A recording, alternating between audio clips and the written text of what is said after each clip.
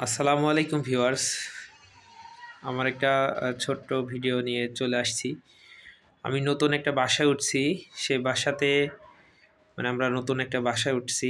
সেই বাসাতে এর আগের বাসাতেও আমার একটা বিড়াল আমি বেয়ারিশ বিড়াল পুষতাম।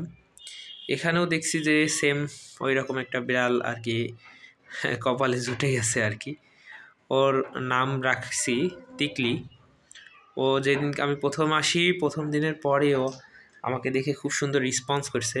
আমি যেই ডাকছি বিড়ালকে, যেভাবে ডাকে, ও খুব সুন্দর করে চলে আসছে। ইভেন রুমেও চলে আসছে। রুমে আমি যখনই সঙ্গে সঙ্গে রুম খুলছি, আমার সাথে ডাকছি, ও চলে আসছে। এসে খাইতে দিছি। ও খুব সাধারণ খাবার খায়, ভাত, ভাতের সাথে হালকা পাতলা এটা ওটা মাখিয়ে দিলেই খাই। এটা খুব ভালো লাগছে।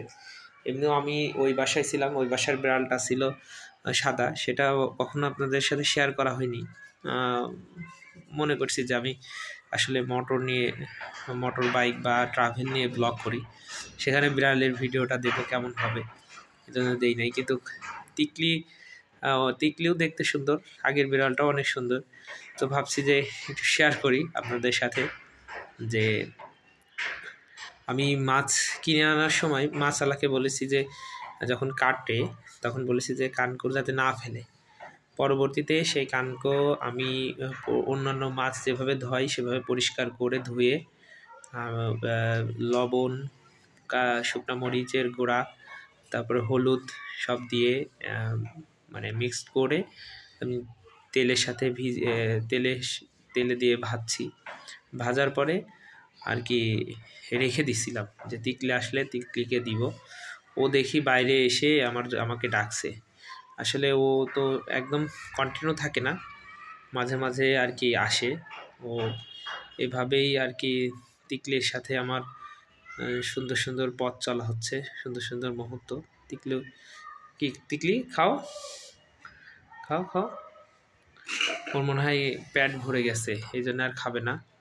যাকে রেখে দিলে আবার খাবে। আপনারা যারা আশেপাশে যাদের পশু পাখি আছে, পশু পাখি আসলে বেয়ারিশ থাকতে পারে, কারোর পোষা থাকতে পারে, তবে চেষ্টা করবেন যদি তাদেরকে খাওয়ানো যায় বা করা যায়। এসব প্রাণীদেরকে খাওয়াইলে একটা জিনিস হয় কি, এরা কখনোই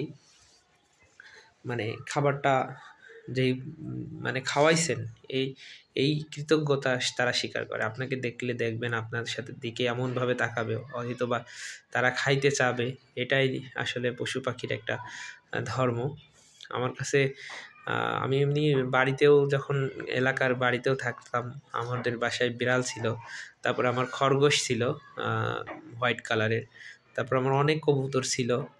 পরে যখন বাড়ি থেকে চলে আসছি ঢাকাতে, আমার স্বপ্ন ছিল যে নিজের মতো করে বিড়াল বা অনেক পশু পাখি পোষার, যেগুলো ঘরে পোষা যায়। কিন্তু আসলে ঢাকাতে তো কিছু সীমাবদ্ধতা থাকে, অল্প জায়গার ভিতরে থাকা, স্পেস কম। তারপর আমার গাছপালার পরে একটা শখ ছিল, সেটাও আসলে সম্ভব হয় না ঢাকাতে। তো বোঝেন, সব কিছুরই সীমাবদ্ধতা আছে। তিকলি খুবই সুন্দর, ওর দেখলে মায়া লাগে। আপনারাও পারলে এরকম পশু পাখিকে ভালোবাসবেন। আর এটা তো মানুষের ব্যক্তিগত ব্যাপার, কারোর বলাতে অনেক সময় হবে না। আপনি যদি ভালোবাসেন তাহলে দেখবেন এমনিতেই অটোমেটিক ভালোবাসা চলে আসবে। তিকলি বললে সে খুব সুন্দর করে চলে আসে। তিকলি, এই শোনো শোনো শোনো। হ্যাঁ, তার নামটাও খুব সুন্দর হয়েছে, তিকলি। আর বাইরে থাকে, ডাকলেই চলে আসে। যা হোক, ভালো থাকবেন সবাই। আল্লাহ হাফেজ, আসসালামু আলাইকুম।